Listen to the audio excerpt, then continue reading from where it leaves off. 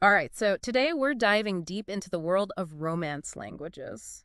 Ooh, I love this topic. We'll be using this article from Lingualid. Okay, It's a language learning website. cool. So if you think you know the basics about Romance languages, get ready to uncover some really surprising facts. Yeah, I think what's fascinating about these languages Yeah. is how much they reveal about, cultural exchange and historical shifts. Hmm. It's not just about the vocabulary. Totally. Yeah, it goes so much deeper than just like memorizing words, right? Right. So Latin obviously is like the root of all the Romance languages, right? Right. And the Linguid article talks about this term Vulgar Latin being like the key to it all. But Yeah. I don't know about you, but when I hear vulgar, Yeah. that word, it makes me think of something completely different. Yeah. No, totally understand that. Thankfully, though, we're not talking about bad language here. Okay. Vulgar, in this context, just means the everyday speech of the common people in ancient Rome. Okay. So it's different from the formal Latin that scholars would use. Gotcha. It's kind of like, how we use slang today. Right. Slang goes super quickly, and it reflects, how people are actually talking. I see. So it's like the slang of like Roman soldiers Exactly. or market vendors that actually shaped languages like French and Spanish. Yeah, Wow, that's kind of mind-blowing. it is. And as the Roman Empire expanded, right, Yeah. these everyday variations of Latin, they spread out. Mm-hmm. But they didn't just spread, they started mixing with the local languages Oh, okay. of the conquered regions. I see. So over time, you get these unique blends that, evolved into the distinct Romance languages that we know today. So it's like Latin not only changed, but it absorbed like these flavors Yes. from all these different cultures. Precisely. And I mean, think about how vast the Roman Empire was, right? Yeah. From Britain all the way to North Africa, Yeah. Latin had this amazing opportunity to just pick up linguistic influences across this massive geographic area. That's incredible. Yeah. So the article focuses on what it calls the Big Five: Mm-hmm. French, Spanish, Italian, Portuguese, and Romanian. Right. The heavy hitters. Yeah. I think everyone kind of knows a little something about these languages already. For sure. So instead of like going through the basics, Yeah. can we get into like some lesser known details? Absolutely. Yeah. Let's dig a little deeper. Yeah. Let's start with French. Okay. The article mentions like its global reach, but what I think is often overlooked Mhm. is the sheer diversity of like French dialects. Oh, yeah. Even within France itself. Absolutely. You have regional accents and vocabulary that are so distinct that it can almost feel like you're hearing like separate languages. It's true. Really? Yeah. So you're telling me, someone from Paris might have trouble understanding someone from, say, rural Provence. It's possible. Oh, totally. Yeah. Especially with older generations. And then you add in, the varieties of French spoken in Canada, Africa, the Caribbean. Yeah. It becomes this, tapestry, Mm-hmm. this linguistic tapestry that reflects centuries of colonial history, migration, Wow. cultural exchange. It makes you realize that learning French isn't just about like mastering one standard version. No. It's about like diving into this whole world Yes. of linguistic diversity. Exactly. Okay, so then you look at Spanish, Yeah. which the article calls a global phenomenon. Rightfully so. The diversity there is even more pronounced. Absolutely. I mean, just think about the differences, right? Yeah. Between Castilian Spanish, like what's spoken in Spain, Mm-hmm. and then all the different accents and dialects across Latin America. Yeah, it's crazy. I had a friend who studied abroad in Spain, Oh, cool. and she said that understanding her host family in Madrid was like a whole different ball game from the Mexican Spanish she learned in school. Yeah. That's so common. Really? Oh, yeah. It really highlights that Spanish isn't this, monolithic thing. Right. It's more like a constellation of varieties, Mm-hmm. each one shaped by its own unique historical and cultural influences. So, like, you have indigenous languages like Yeah. Nahuatl in Mexico or Quechua in Peru Mhm. contributing to, like, those local dialects. Exactly. So it's like even within one language family, you have this incredible, like, spectrum Oh, for sure. of influences and variations. Absolutely. And this brings us to Italian. Okay. Now, it might not have the same global reach as, Spanish or French, Mm-hmm. but its cultural impact, Mhm. undeniable. For sure. But what's really interesting about Italian Yeah. is that it's a relatively recent creation Oh, really? compared to some of the other Romance languages. Huh. I always assumed, like, Italian was pretty much a direct descendant of Latin, like spoken continuously since Roman times? Not quite. Oh, okay. I mean, the roots of Italian are obviously in Latin, but the standardized version that we know today that was largely shaped by literary figures. Really? Like, Dante Alighieri Okay. in the 14th century. Wow. His masterpiece, Divine Comedy, that really helped to solidify what we now consider standard Italian. So like a single work of literature actually played a role in like standardizing a whole language. It's fascinating. Yeah. It's like language isn't just shaped by how people use it every day, Right. but also by like artistic expression. Wow, that's so cool. It is, and this idea of literature as a standardizing force. Yeah. That's something we see echoed in Portuguese as well. Oh, Portuguese. Yeah. Yes. Yes. The article calls it the Lusophone marvel. Love that. I love that term. Yeah. What's particularly fascinating about its development, given its presence, in both Europe and South America? Well, the Portuguese spoken in Brazil, Yeah. which, by the way, accounts for the majority of Portuguese speakers. Oh, wow. It actually diverged significantly from European Portuguese during the colonial period. Yeah, really. Yeah, and this is partly due to the influence of indigenous languages and also just the distinct cultural evolution of Brazil. So you're saying, like, in a way, there are, like, two distinct branches of Portuguese. In a way, yes. Each with its own, like, cultural and linguistic flavor. Exactly. Wow. And this actually raises some interesting questions Yeah. about mutual intelligibility, which we'll definitely get into later. I'm intrigued. But for now, Yeah. let's shift gears to what I like to call like the outlier of the big five, Okay. Romanian. Yeah, Romanian. The article highlights its like unique Eastern flavor. So what is it about Romanian that makes it so distinct from its, Romance cousins? Yeah, I have to admit, Romanian has always been a bit of a mystery to me. Right. What's the story behind its Eastern influence? Well, while its roots are totally in Latin, Romanian developed in a region with significant Slavic and Balkan language influences. Oh. Okay, think about where it's located geographically, right? Surrounded by countries speaking Bulgarian, Serbian, Hungarian. Oh, wow. Yeah, that's a whole different mix. Right. It's like Romanian took a different evolutionary path. It did. It absorbed, like, the flavors from its Eastern neighbors. It did. Very Yeah, tasty. and that gives Romanian its own distinct character, not just in terms of vocabulary, Yeah. but even grammar. Okay. It's another example of how geography and historical contact really shape the destiny of languages. This is already making me rethink everything I thought I knew about Romance languages. I love to hear that. It's not just one big family. Right. It's this, like, network Yeah. of branches and sub-branches, I'm each not. with its own story to tell. And we've only just scratched the surface. Oh, I can't wait to dive in deeper. Bravo too. Okay, so we've established that Romance languages are way more diverse and complex than we might think. Yeah, for sure. But let's be real, the world's changing crazy fast. Yeah. Especially when it comes to, like, communication and stuff. Right. So how are these languages, like, keeping up in this digital age? It's a great question. Yeah, the internet, social media, instant messaging, all that stuff. It's like speeding up how language evolves. It is. And the Lingualid article touches on this a little bit, but I Yeah. think it's worth, like, diving into. Absolutely. So are we seeing, like, new words popping up in French and Spanish because of the internet? Or are these languages so, like, rooted in tradition that they're kind of resisting change? It's not really resistance. Okay. It's more like this dance Okay. between tradition and innovation. Interesting. Take technical terms, for example. Yeah. We can't stop new technologies from needing new words, right? Right. So what happens is you get this mix Okay. of English loanwords being adapted Yeah. to fit the structure of Romance language. Wow. And at the same time, there are efforts to come up with like native equivalents. So it's not just about, like, adopting the words wholesale. It's about, like, making them fit the spirit of the language. Exactly. And this leads to these really interesting debates. Oh, I bet. You have purists who want to keep the language pure. Yeah. And then you have others who are like, hey, this evolution, this is natural. Right. This tension exists in every language, but it's super visible in Romance languages because of those strong literary traditions. That makes sense. Yeah. This makes me think about how social media has like its own slang, abbreviations and stuff. Oh, for sure. Are we seeing that like seep into more formal uses of Romance languages?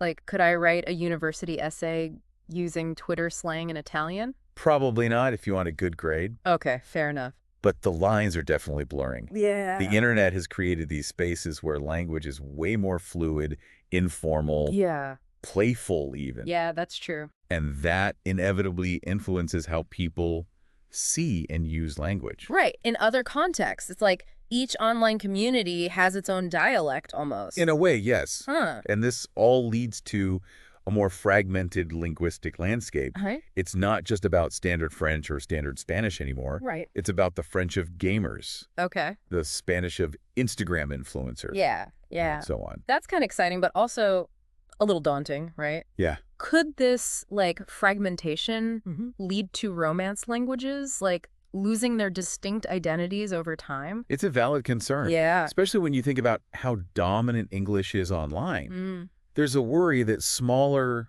regional languages, even within the Romance family, might get overshadowed. So, like, could Catalan or Occitan, those languages spoken in parts of Spain and France, could they struggle to maintain a presence online? It's a challenge, for sure.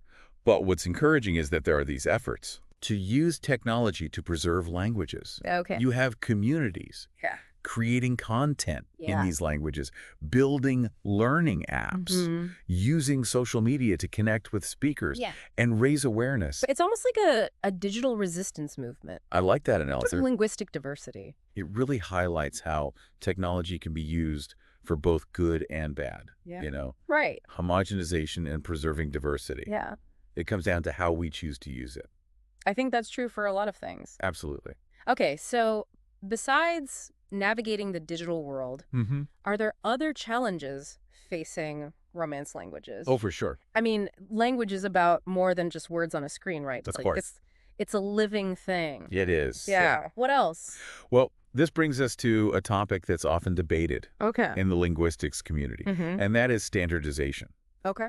You know, we've talked about how Romance languages have this rich history of regional variation. Right. But in a world that's increasingly interconnected, there's pressure to create, like, more unified standards. Okay. Especially for things like education and official communication. So it's about, like, finding a balance between respecting those regional differences that make each language so vibrant and having that, like, common ground for everybody who speaks that language. And this isn't just a linguistic question either. Right. It's tied to cultural identity and even politics. Oh, I bet. Think about the debates in French and Spanish about gender-neutral language. Oh, right. Yeah. These languages are traditionally very gendered. Yeah. Nouns, adjectives, they have grammatical genders, but there's this growing movement to make them more inclusive. So it's not just about, like, adding new words. Right. It's about potentially changing, like, the very structure of the language. Exactly. And these are complex issues. Right. No easy answers. Yeah. You have people proposing gender-neutral pronouns,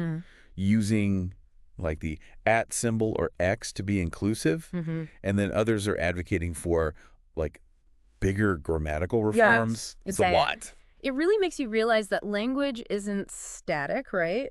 It's this reflection of the societies and cultures that use it, and it has to, like, adapt to changing values. I love that. And this tension between tradition and evolution, I think it's even more apparent when you consider how globally dominant English is. Right. We can't ignore that elephant in the room. No, absolutely not. I mean, in so many fields, business, science, even entertainment, English has just become, like, the default. Right. So how do Romance languages fit into that?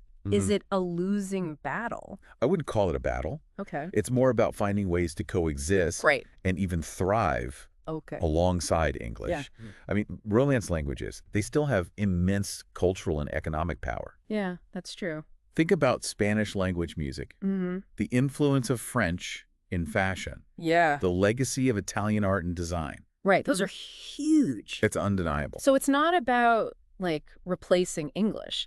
It's about recognizing that language is more than just, like, practicality, right? It's about cultural influence, identity and expression. I couldn't have said it better myself. And like, don't forget, Spanish alone has like almost 500 million speakers. Yeah.